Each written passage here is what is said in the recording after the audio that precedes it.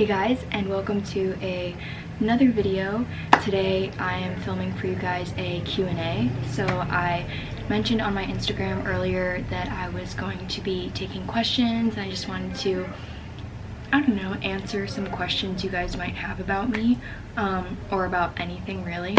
So I figured, I'm back at college if you can't tell already, but I figured I'd just like answer your questions while eating my lunch. So I have 2 slices of gluten-free bread with some tempeh that I made. It's the same tempeh I had from my last What I Eat in a Day, which should be up right now. But yeah, I have that with some hummus and some tomatoes and lettuce in between. And then I have these, isn't it hippie? It's the Hippies Nacho Vibes flavor. I personally like the cheddar flavor more, like the cheesy one. I don't even think it's called cheddar. I think it's like something cheesy, but these were at Target, so I was like, okay, I'll try them, but they're pretty good. Anyway, I do have the questions on my phone, and I will be answering them as I eat my food. So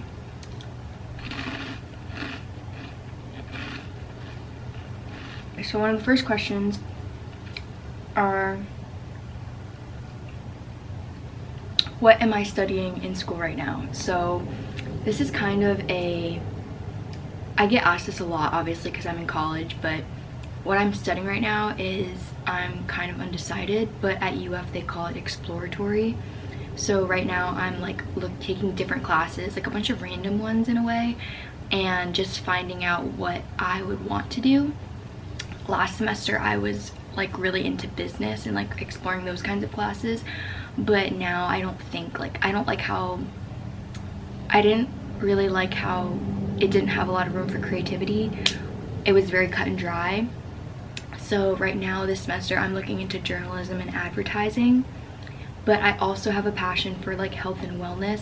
So I'm debating possibly exploring like more of the sciences, because recently something that I've become really passionate about is like Chinese medicine, and I was looking up on how to become like a naturopathic doctor, and you need like a science degree for it. So I'm gonna see what happens, but yeah, that's right now. I'm not really studying like I don't have a declared major, but you could say like I'm undecided right now.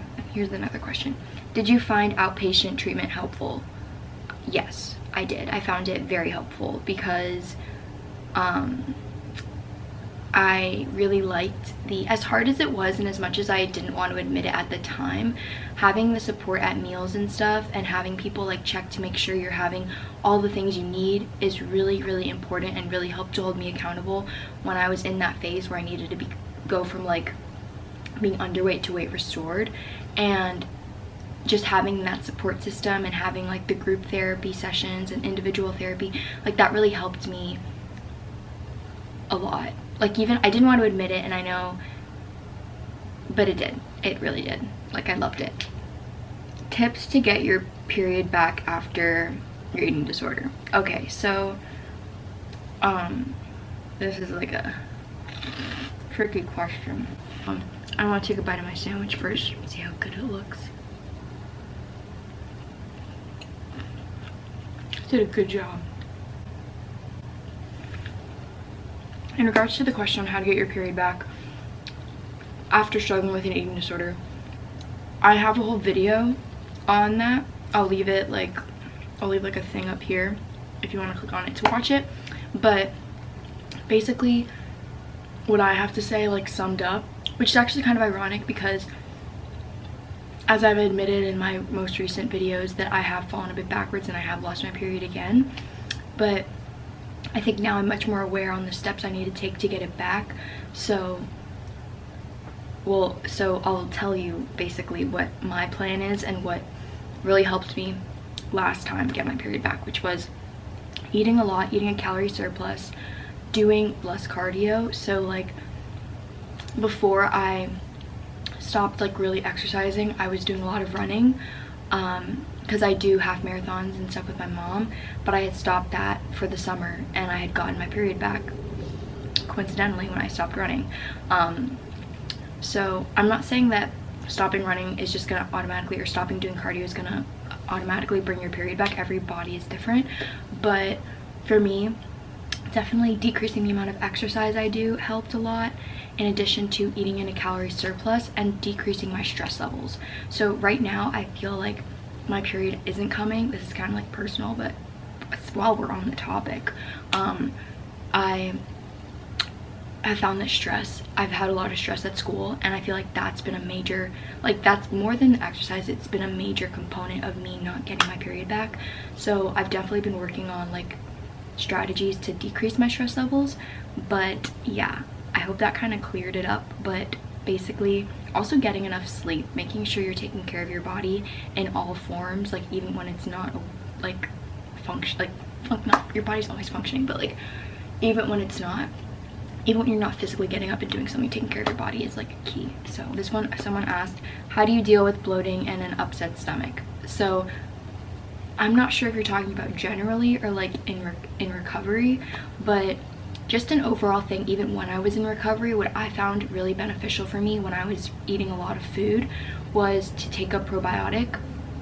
And even now, like I was struggling with my digestion like a couple months ago, or like even a month ago, and I was like, it was really bad. But I started taking a probiotic recently again. I'd stopped for a while, and I have noticed like major differences between my how my bowel movements are. Like it's a lot easier to go, like I have signals and stuff like that. So definitely taking a prebiotic or probiotic is definitely beneficial. I'll leave a link down below in the description box of the one I use. I personally use the Hum Nutrition probiotic supplement. I find that that one has helped me a lot. And yeah, so I would suggest that. And also, if you're in recovery, bloating and stuff is kind of inevitable, just because you have to remember that your stomach has shrunken to such small, like to hold such little food, because that's how much you weren't giving it enough food to begin with. So it's kind of like a muscle. When you eat more, you have to train your stomach to be able to grow and take on that amount of food. So it's going to take time.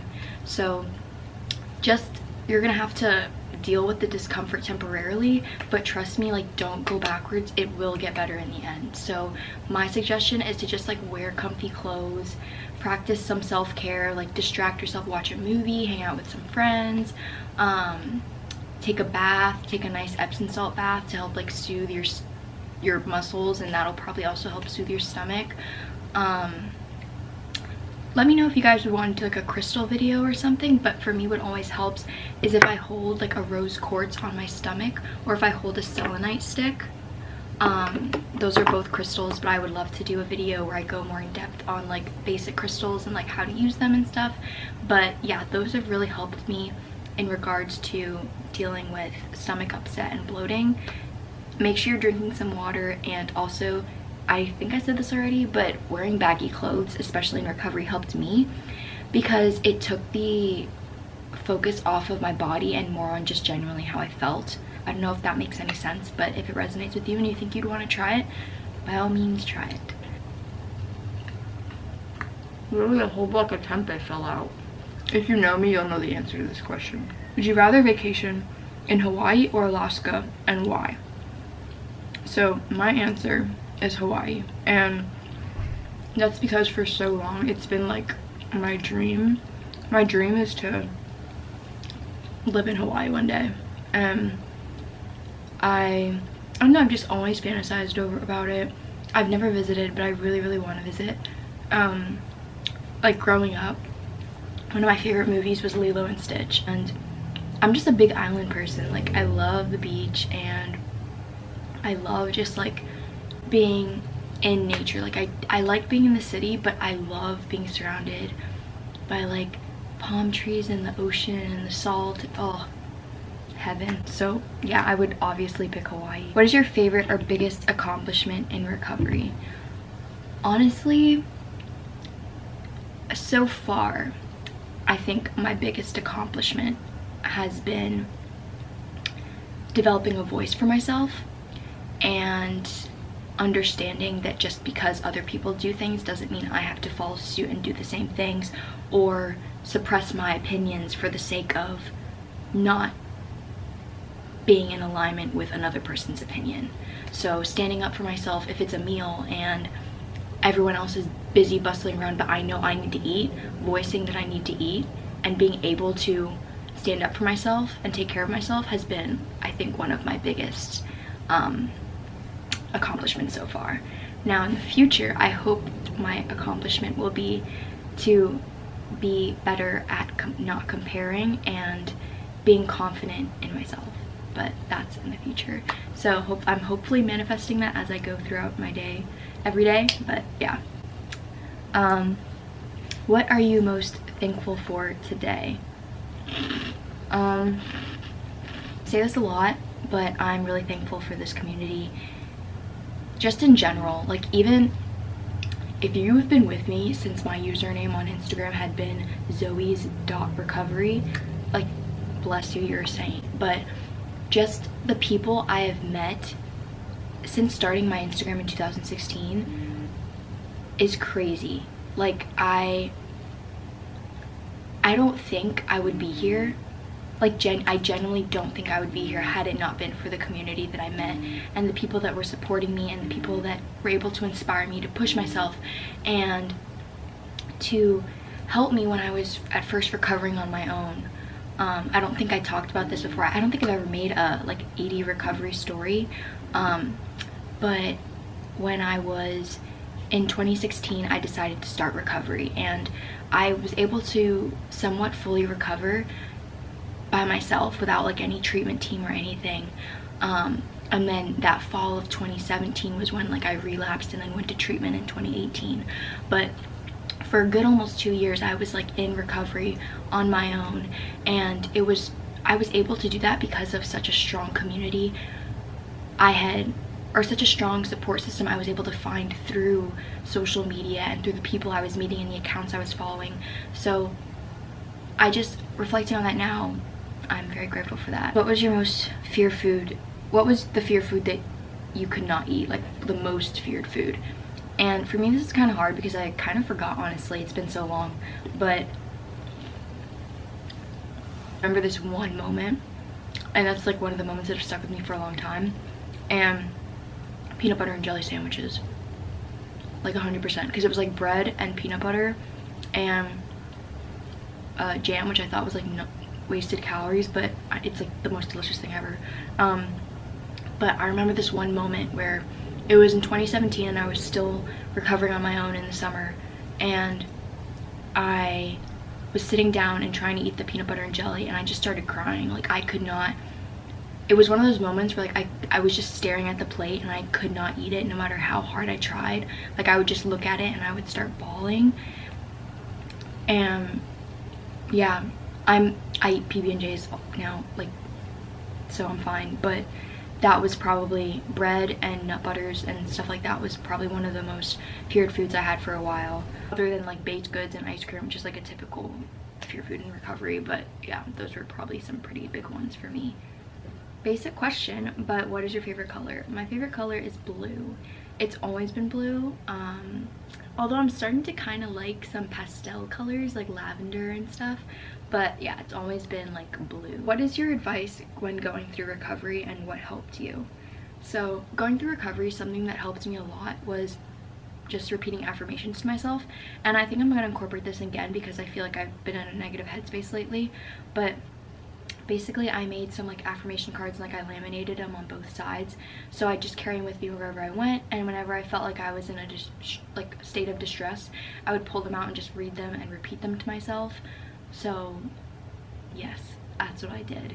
And I watched a video actually the other day. I'll leave a link to it in the description box. But I found it really interesting how the guy was saying when you say positive things out loud, they're 10 times as likely to occur or manifest in your life, whereas if you repeat negative things out loud, they're 40 to 70 times more likely to manifest into your life. So that just reminded me the power of speaking out affirmations and telling yourself that you love yourself, telling yourself that you will get through this out loud, because it's very powerful and you have the ability to recover, and you're deserving of it. My camera's about to die, so I don't know. This might just be something that I end up filming the rest of my phone. 12 seconds later. So in case you don't know, my camera died. So I'm just going to be filming the last 2 questions on my phone. But one of the last 2 questions was another one about recovery, and basically saying, I'm in recovery, can you point me in the right direction, like what do I do? And I'd love to make another video on, a lot of these questions have been about recovery, and if you ever want me to do like a separate Q&A on recovery specifically, please let me know in the comments below. But to the person who asked this question, and to anyone wondering, I would say to start journaling. Really especially if you don't have a therapist or a treatment team yet, start journaling. Like, that really helped me. I literally filled out like 3 full journals when I was in recovery because I needed someone to confide in, and I couldn't. Yes, you have your family members, but I believe there's only so much they're going to understand when you're going through this. So definitely talking about stuff in your journal and just writing how you feel is very important. So that's what I found really helpful. And one, realize that this is a process. Right now, you're doing the best you can. You are not going to get fat or be unworthy by committing to recovery. In fact, it's quite the opposite. You're actually going to find freedom, and you're going to find peace, and you're just going to find that you not been living a lie, but that you're no longer restricted, both spiritually, physically, and mentally. And my words to you are, yes, it's tough. Yes, it's hard. There's going to be days where you just sit there and you're like, oh my God, I can't do this. Like, this is so hard. It's stressful. I want to go back. But realize that what was back there wasn't helping you. So even, yes, the future is scary because you don't know what's going to happen. But I have to believe for both of us that the future is going to be 100 times better than the past. Because there's nothing in there in the past for you other than restriction and self-pity and degradation of your spiritual and mental well-being and physical well-being too. So yeah, that's kind of what I have to say about that. But also, just don't give up. Like, I'm always here to support you in any way, shape, or form that I can. And I have a couple links down below in the description box at like the bottom of some of my favorite eating disorder recovery accounts that you guys can check out if you would like. But that's gonna sum up that. So I'd love to make another video on that if you guys want. But yeah, just let me know. The last question is like some of my favorite podcasts. I was kind of excited to get this question because I've actually been listening to a lot of podcasts lately, or I was on a roll like a month ago, and they've been pretty good. You can leave a link to the podcast down below, but some of my favorite ones have been A Beautiful Mess by Steph Yu. She hasn't posted in a long time, but I love her so much. She's like, I love her. But her podcast is really good. I'll obviously leave links down below. Again, I already said that. Also, there's Plant Proof, which is also really good if like you're into the health and wellness, veganism kinds of stuff. There's the Recovery Warrior Show, which is really good when it comes to like eating disorder recovery and like navigating it. She has a couple authors and dietitians and psychologists and stuff on the channel, on the podcast sometimes, which is actually, I find really cool because it helps give a more scientific approach to eating disorder recovery and kind of also, I don't know, maybe helps you feel better. I know some people feel better about recovery when they know facts. Others feel more comfortable when they know like spiritual aspects. I don't know, but there's that. And then the Your Own Magic podcast, my favorite. It's been like my favorite for such a long time, and I remember listening to them right when they were starting, and now it's only Raquel that does the podcast, but I love listening to her so much. She's honestly inspired me in so many ways, and I think she talks about in one episode like her own eating disorder recovery journey, but basically the show is more spiritual, and it talks about manifesting, angel numbers, love, self-love, that whole spiritual realm. So if you're into that, that's a really, really good podcast. Also, Shaman Durek's podcast is amazing, and Gabrielle Bernstein, and those are basically just the ones I've been listening to recently. There's tons more I can name, like the High Self podcast with Sahara Rose, but yeah, I can definitely leave a link to those down below if you're interested. That's actually kind of gonna conclude this video. I'm gonna finish my lunch now because I've been talking so much for the past, like, who knows how long this has been going on, that I still need to finish my lunch. So I'm gonna finish that. But thank you guys again so much for watching. I hope you guys liked this video. I thought it was kind of fun to make it, but other than my camera dying, and I hope this quality isn't too bad, that you guys can actually, like, I don't know, but quality over, well, not quality, well, message over the quality of the image, right? So be sure to give it a thumbs up if you liked it, or a thumbs down if you didn't, because I want to know what you like and don't like. Oh, quick update, with the coronavirus and all that stuff going around, my school's actually been working on transferring all the classes online. So if that happens, I will be going back home because I will not stay here if I don't need to. So that means I'll probably be able to make more videos, but we'll see where that goes. I have to go to a class today because we're going to talk about how we're going to meet up and how online classes are going to work. But yeah, I will definitely see you guys in the next video. And yeah, I hope you have a beautiful rest of your day.